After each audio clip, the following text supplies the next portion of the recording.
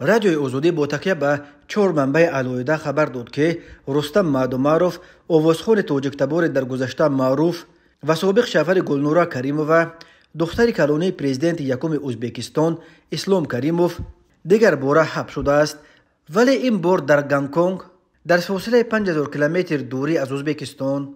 рустам маҳдумаров ки ҳамроҳи бародараш алишер дар поёни солҳои 90 гурӯҳи дадоро ташкил дода, аз овозхонаҳои маъруфи ибтидои солҳои 2000 дар Ӯзбекистону минтақаи Осиёи марказӣ ба шумор мерафт.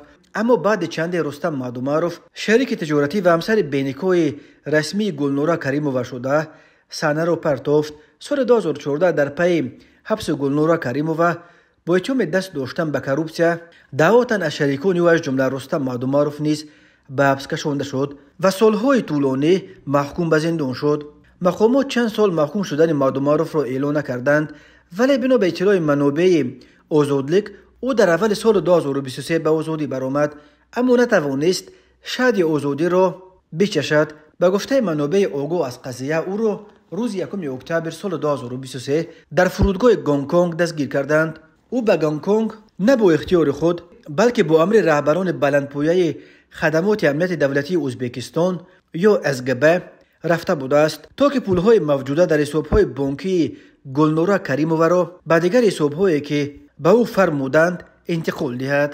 манбаи озодлик гуфт маҳдумаровро 2 афсари амният амрӯй мекарданд. вақте ки онҳо тавассути хитой вориди Гонконг шуданд, ӯро баробари ворид шудан дар фурудгоҳ дастгир карданд. вақте ки рустамро дастгир карданд, он 2 афсари амният чунин вонамуд карданд ки гӯё ӯро намешиносанд ва аз он ҷо фирор карданд. маҳдумаров ба шустушӯи пул дар Гонконг муттаҳам мешавад. талошҳое шуд то ӯро бо пардохти гарафпулӣ озод кунанд, вале ҷониби Гонконг розӣ нашуд. маҳдумаров инак беш аз 1 моҳ боз дар Гонконг дар боздошт қарор дорад. ба маҳдумаров барои шустушӯи пулҳои ғайриқонунӣ тибқи қонунҳои Гонконг то 14 соли зиндон таҳдид мекунад.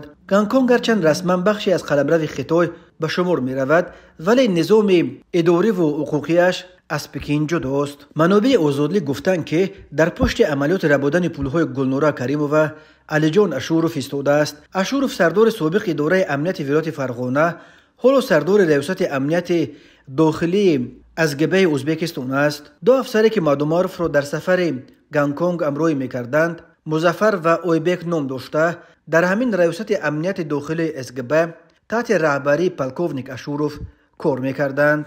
як манбаи наздик ба ҳукумати Ӯзбекистон гуфтааст ки ҳабси маҳдумаров дар Гонконг сару садои зиёдеро дар роҳрафҳои ҳукумат ба по кард ва ҳоло талош доранд ӯро ба ҳар қимате аз он ҷо ба Ӯзбекистон баргардонанд.